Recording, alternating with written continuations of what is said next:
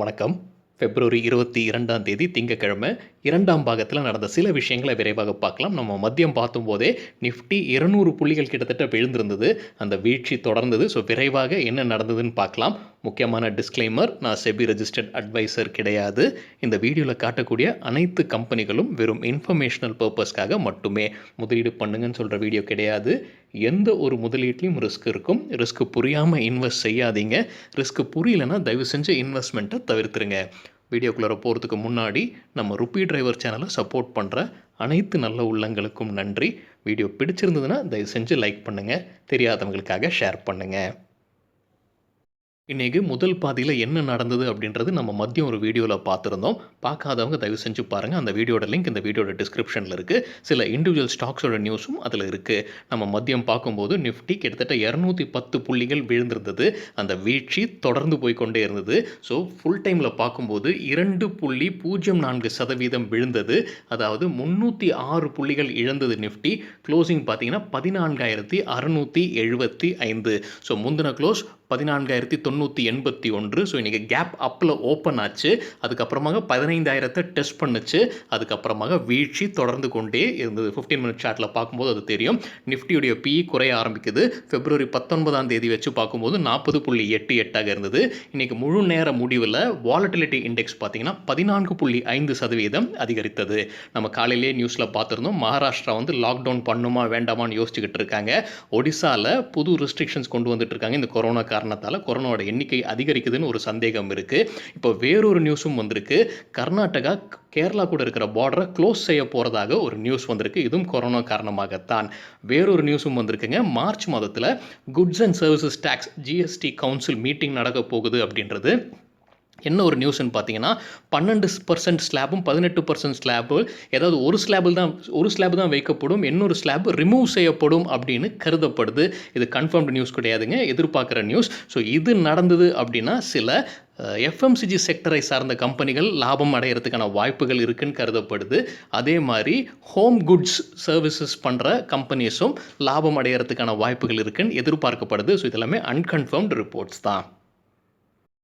மதியம் வீடியோவில் பார்க்கும்போதே 12 மணி அளவு வரைக்கும் நிஃப்டி நல்லா விழுந்திருந்தது. அதுக்கப்புறமாக அந்த வீழ்ச்சி தொடருது. ஃபுல் டைம் பார்க்கும்போது ஒரு 45 டிகிரி ஆங்கிளில் கண்டினியூஸ் செல்லிங் நடந்து கொண்டே இருக்குது. ஸ்ட்ராங் செல்லிங்காக இருந்தது இன்றைக்கி நாள் முழுவதும். என்னுடைய பார்வைக்கு சப்போர்ட்டாக விளங்கி கொண்டிருந்த சில முக்கியமான நம்பர்ஸை நிஃப்டி ஈஸியாக பிரேக் பண்ணிடுச்சு. 15,000 ஆரம்பிச்சது. அதுக்கப்புறமாக 14,750 பிரேக் பண்ணிச்சு. அது ஒரு சப்போர்ட்டாக இருக்கக்கூடும்னு எதிர்பார்த்தேன்னா அதுவும் பிரேக் பண்ணிடுச்சு. அதுக்கப்புறமாக இப்போ 14,600 கிட்ட ட்ரேட் ஆகிட்டு இருக்கு. அது ஒரு சப்போர்ட்டாக இருக்கிறதுக்கான வாய்ப்பு இருக்குது. 14,500 14,600 ஒரு சப்போர்ட்டாக இருக்கலாம். அதுக்கு அப்புறமாக 14,250 ஒரு சப்போர்ட்டாக இருக்கக்கூடும் நான் எதிர்பார்த்துக்கிட்டு இருக்கேங்க. இன்றைக்கு 4வது நாளாக நிஃப்டி விழுந்தது. ஒரு ஸ்ட்ராங் பேரிஷ் கேண்டில் இன்றைக்கி ஃபார்ம் ஆயிருக்கு. குளோபல் மார்க்கெட்ஸை செக் பண்ணும்போது யூரோப்பியன் மார்க்கெட்ஸ் இப்போ ரெட்டில் தான் ட்ரேட் ஆகிட்டு இருக்கு. ஆனால் நம்ம மார்க்கெட் விழுந்த அளவுக்கு இன்னும் அவங்க மார்க்கெட் விழலை. காலையில் ஏஷியன் மார்க்கெட்ஸ் பார்க்கும்போது பெரும்பாலான ஏஷியன் மார்க்கெட்ஸும் க்ரீனில் இருந்தது, இல்லை ஃப்ளாட்டாக இருந்தது. இதுதான் என் கண்ணுக்கு தென்பட்டது. நம்ம மார்க்கெட் விழுந்த அளவுக்கு வேறு எந்த மார்க்கெட்டும் விழுந்தது நான் கவனிக்கல இன்றைக்கி. Sector wise performance metal sector மட்டும்தான் பாசிட்டிவில் இருந்திருக்காங்க. 1.60 பாசிட்டிவில் இருந்திருக்காங்க. நம்ம மதியம் பார்க்கும்போது 2.5 இருந்தது. க்ளோசிங்கில் 1.6% பாசிட்டிவில் முடிஞ்சிருக்கு. எஃப்எம்சிஜி 1.34% விழுந்தது. Financial services 1.6%. நிஃப்டி பேங்க் ஒட்டுமொத்தமாக 1.6% விழுந்தது. Private bank 1.7%, auto 2.2%, pharma 2.55%, public sector bank 2.65%, realty sector 2.8%, Nifty IT 2.9%, media sector அதிகபட்சமாக 3.4% விழுந்தது. சரிங்க. நிஃப்டியில் டாப் 5 கெய்னர்ஸ் யாருன்னு பார்க்கும்போது JSW ஸ்டீல் 2.87% பாசிட்டிவில் முடிச்சிருக்காங்க. அதானி போர்ட்ஸ் 2.8%, ஹிண்டல்கோ 2.14% அதிகரிச்சது. டாடா ஸ்டீல் 1.4%, ONGC 1% அதிகரிச்சது. டாப் 5 லூசர்ஸ் நிஃப்டியில் பார்க்கும்போது ஐஷர் மோட்டர்ஸ் 5% விழுந்தது. டெக் மஹிந்திரா மற்றும் M&M 4.6% தலா விழுந்தது. டாக்டர் ரெட்டிஸ் 4.3%, ரிலையன்ஸ் கிட்டத்தட்ட 4% விழுந்தது. ஸ்ட்ராங்கான பேரிஷ் கேண்டில் ஃபார்ம் ஆயிருந்தாலும் சில ஸ்டாக்ஸ் நல்லா பர்ஃபார்ம் பண்ணியிருக்காங்க. கெய்னர்ஸ் வித் ஹை வால்யூம் பட்டியலை விரைவாக பார்க்கலாம். சொனாட்டா 16.48% ஷேர் பிரைஸ் அதிகரிப்பு. 2225% வால்யூம் அதிகரிப்பு. வைபவ் குளோபல் 12.24% ஷேர் பிரைஸும் 241% வால்யூமும் அதிகரித்தது. ரத்னமணி மெட்டல்ஸ் 9.4% ஷேர் பிரைஸ் அதிகரிப்பு. 1334% வால்யூம் அதிகரிப்பு. வர்தமான் ஸ்டீல் 9.33% ஷேர் பிரைஸ் அதிகரிப்பு. 435% வால்யூம் அதிகரிப்பு. இண்டோ கவுண்ட் 9% ஷேர் பிரைஸும் 109% வால்யூமும் அதிகரித்தது. சியன்ட் சாஃப்ட்வேர் கம்பெனி 8% ஷேர் பிரைஸ் அதிகரிப்பு. 459% வால்யூம் அதிகரித்தது. ஆதித்ய பிர்லா கேபிட்டல் கொஞ்ச நாளாவே நல்லா பர்ஃபார்ம் பண்ணிக்கிட்டு வராங்க. 7.6% ஷேர் பிரைஸ் அதிகரித்தது. 231% வால்யூம் அதிகரித்தது. வேதாந்தா மெட்டல் கம்பெனியில் நல்லா பண்ணியிருக்காங்க இன்னைக்கு. வேதாந்தா 7% ஷேர் பிரைஸ் அதிகரிப்பு. 209% வால்யூம் அதிகரிப்பு. இந்தியன் மெட்டல்ஸ் 6.3% ஷேர் பிரைஸும் 125% வால்யூமும் அதிகரித்தது. இந்த பட்டியலில் ஒரு 3-4 கம்பெனிஸ் மெட்டல் செக்டரை சார்ந்தது. லூசர்ஸ் வித் ஹை வால்யூம் பட்டியலை பார்க்கும்போது நியூ இந்தியா அஷூரன்ஸ் கொஞ்ச நாளாக மேலே போச்சு. அந்த ப்ரைவேட்டைசேஷன் நியூஸ்னால 20% ஷேர் பிரைஸ் விழுந்தது. 173% வால்யூம் அதிகரித்தது. ஜென்ரல் இன்சூரன்ஸும் அதே காரணத்துக்காக தான் மேலே போச்சு. இன்றைக்கி விழுந்திருக்கு. 9% ஷேர் பிரைஸ் வீழ்ச்சி. 305% வால்யூம் அதிகரிப்பு. சொலாரா ஆக்டிவ் 5% ஷேர் பிரைஸ் விழுந்தது. 174% வால்யூம் அதிகரித்தது. வெல்த் ஃபர்ஸ்ட் பார்த்தீங்கன்னா 4.5% ஷேர் பிரைஸ் விழுந்தது. 132% வால்யூம் அதிகரித்தது. லார்சன் அண்ட் டியூப்ரோ இந்த பட்டியலில் இடம் பிடிச்சிருக்காங்க. 3.75% ஷேர் பிரைஸ் வீழ்ச்சி. 107% வால்யூம் அதிகரிப்பு. ஃபர்ஸ்ட்சோர்ஸ் சொல்யூஷன் கம்பெனி ராகேஷ் ஜுன்ஜுன்வாலா 1% மேலே ஷேர் வச்சிருக்கிற கம்பெனி இன்னைக்கு இன்ட்ராடேல 6.5% அதிகரித்திருக்கு. அவங்க ஷேர் மார்க்கெட்டுக்கு ஸ்டாக் எக்ஸ்சேஞ்சுக்கு ஒரு லெட்டர் சப்மிட் பண்ணியிருக்காங்க. அதில் அவங்களோட புது ப்ராஜெக்ட் கிடைச்சிருக்கிறத பற்றி சொல்லியிருக்காங்க. ஆனால் ப்ராஜெக்டோட மதிப்பு பற்றி எதுவுமே அவங்க ரிவீல் பண்ணல. ஆஷியானா ஹவுசிங் இன்ட்ராடேல 5% அதிகரித்தது. அவங்களோட புது ப்ராஜெக்டான ஆஷியானா ஆதித்யான்ற ப்ராஜெக்டில் 200 யூனிட்டும் விற்கப்படுது அப்படின்ற நியூஸ் கம்பெனி தரப்புலேருந்து சொல்லியிருக்காங்க. பிவிஆர் ஐநாக்ஸ் இன்றைக்கி இன்ட்ராடேல நல்லா விழுந்திருக்குங்க. பொதுவாகவே இன்றைக்கி ஷேர் மார்க்கெட் நெகட்டிவாக தான் இருந்தது. பிவிஆர் பார்த்தீங்கன்னா இன்ட்ராடேல 7.8% விழுந்தது. ஐநாக்ஸ் கிட்டத்தட்ட 7% விழுந்தது. மகாராஷ்டிரா நியூஸ் கூட ஒரு காரணமாக இருக்கலாங்க. ஏன்னா மகாராஷ்டிரா லாக்டவுன் அறிவிக்கலாமா வேண்டாமான்ற ஒரு முடிவு எடுக்க போகிறதாக தகவல் வந்து கொண்டிருக்கு.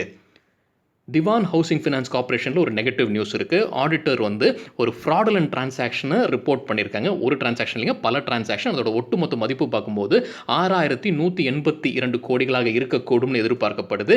இது பல நாட்கள் நடந்த டிரான்சாக்ஷன்ஸ். இன்னைக்கு இன்ட்ராடேல 5% விழுந்திருந்தது திவான் ஹவுசிங் ஃபினான்ஸ் கார்பரேஷன். நமக்கு முன்னே தெரியும், ஒரு நியூஸ் பார்த்துருந்தோம். பிரமல் என்டர்பிரைஸ் இந்த கம்பெனியை டேக் ஓவர் பண்ண போகிறதாக அறிவிச்சிருந்தாங்க. என்னுடைய புரிதல் வந்து இந்த டிஹெச்எஃப்எல் கம்பெனியுடைய ஷேர் ஹோல்டர்ஸ்க்கு எதுவுமே கிடைக்காது அப்படின்றது தான். பிரமல் டேக் ஓவருக்கு அப்புறமாக பிரமல் என்டர்பிரைசஸ் இன்னைக்கு கிட்டத்தட்ட 2% விழுந்திருந்தது ஷேர் மார்க்கெட்டில்.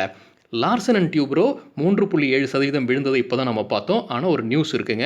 2500 கோடியிலிருந்து 5000 கோடி மதிப்பிலான ப்ராஜெக்ட்ஸ் அவங்களுக்கு கிடைச்சிருக்குன்னு சொல்கிறாங்க. குஜராத், ராஜஸ்தான் மற்றும் தமிழ்நாடு போன்ற மாநிலங்களில் இந்த ப்ராஜெக்ட்ஸை அவங்க ஜெயிச்சிருக்காங்கன்னு சொல்லப்படுது. தாமஸ் குக் இன்னைக்கு இன்ட்ராடேல கிட்டத்தட்ட 6% அதிகரித்தது. கொஞ்ச நாட்களுக்கு முன்னாடி நம்ம பார்த்துருந்தோம், தாமஸ் குக் அங்கே பைபேக் பண்ணுறத வாபஸ் பெற போகிறதாக சொல்லியிருந்தாங்க. இன்றைக்கு ஒரு நியூஸும் இருக்குது. அவங்க போர்டு வந்து 450 கோடி ரூபாய் ஃபண்ட் ரைஸ் பண்ணுறதுக்கு அப்ரூவல் கொடுத்துருந்தாங்க. அது கூட காரணமாக இருந்திருக்கலாம் இன்றைக்கி 6% அதிகரிக்கிறதுக்கு. ஆனால் வீடியோ செய்கிற நேரத்தில் க்ளோசிங் ப்ரைஸ் பார்க்கும்போது 1.2% ரெட்டில் இருந்தது Thomas cook. Himadri speciality chemical இன்றைக்கி இன்ட்ராடேல கலக்கியிருந்தாங்க. 8% அதிகரித்தது. ஆனால் க்ளோசிங் ப்ரைஸ் வச்சு பார்க்கும்போது 4.3% ரெட்டில் இருந்தாங்க. 4.3% ரெட்டில் இருந்திருக்காங்க. அவங்களோட பேர் வந்து பல்க் டீல்லையும் இடம் பிடிச்சிருக்கு. பிசி இந்தியா இன்வெஸ்ட்மெண்ட்ஸ் பார்த்தீங்கன்னா 50 லட்சம் ஷேர்ஸை செல் பண்ணியிருக்காங்க. அவங்க செல் பண்ண ஷேரோட ஒரு விலை ₹43.49. அதே மாதிரி முத்தூட் கேபிட்டல் சர்வீஸோட பேரும் பல்க் டீலில் இடம் பிடிச்சிருக்கு. அவங்க இன்றைக்கி 1.1% க்ளோசிங் ப்ரைஸ் பேசிஸில் கீழே நெகட்டிவில் க்ளோஸ் ஆகிருக்கு. சேஃப் இந்தியா ஹோல்டிங்ஸ் லிமிடெட் வாங்கியிருக்காங்க 4 லட்சம் ஷேர். அவங்க வாங்கின ஒரு ஷேரோடைய விலை ₹397.50. சனிக்கிழமை நாம ஏர்லைன்ஸ் கம்பெனிக்கு ஃபேவரபுளா ஒரு நியூஸ் பார்த்திருந்தோம். கவர்மெண்ட் வந்து டிக்கெட் விலைக்கான ஃப்ளோர் பிரைஸ் மற்றும் சீலிங் பிரைஸை ரிமூவ் செய்யறதுக்கான வாய்ப்புகள் இருக்கு அப்படின்றது தான் அந்த நியூஸ். அந்த நியூஸ்க்கு இன்னைக்கு ஏர்லைன்ஸ் கம்பெனி எப்படி ரியாக்ட் பண்ணியிருக்காங்கன்னு விரைவாக பார்க்கலாம். ஸ்பைஸ் ஜெட் 3% விழுந்திருந்ததுங்க. இதுக்கு தான் ரியாக்ட் பண்ணாங்களா இல்லை ஒட்டுமொத்த மார்க்கெட்டே நெகட்டிவாக இருக்கிறதுனால அதுக்கு ரியாக்ட் ஆச்சா அப்படின்றது தெரியல. இண்டிகோ ஏர்லைன்ஸ் பார்த்தீங்கன்னா 3.3% விழுந்துருது க்ளோசிங் ப்ரைஸை பார்க்கும்போது. ஜெட் ஏர்வேஸ் 5% அதிகரித்ததுங்க. அதற்கு ஒரு நியூஸும் இருக்குது. அவங்களோட புது ப்ரொமோட்டர்ஸ் வந்து ஜூலை ஆகஸ்ட் மாதத்தில் ஜெட் ஏர்வேஸ் மறுபடியும் பறக்கிறதுக்கான வாய்ப்புகள் இருக்குது அப்படின்னு அறிவிச்சிருந்தாங்க. ஸோ அது கூட காரணமாக இருந்திருக்கலாம் இன்னைக்கு ஜெட் ஏர்வேஸ் 5% அதிகரித்ததற்கு. இத்துடன் இந்த வீடியோவை முடித்துக்கொள்ளலாம். இதுதான் சில விஷயங்கள் என்னுடைய பார்வைக்குங்க. உங்களுக்கு ஏதாவது இன்ட்ரெஸ்டிங்கான விஷயம் தென்பட்டிருந்ததுன்னா தயவு செஞ்சு பகிர்ந்து கொள்ளுங்கள். வீடியோ பற்றியான ஃபீட்பேக்கும் தயவு செஞ்சு பகிர்ந்து கொள்ளுங்கள். நன்றி, வணக்கம்.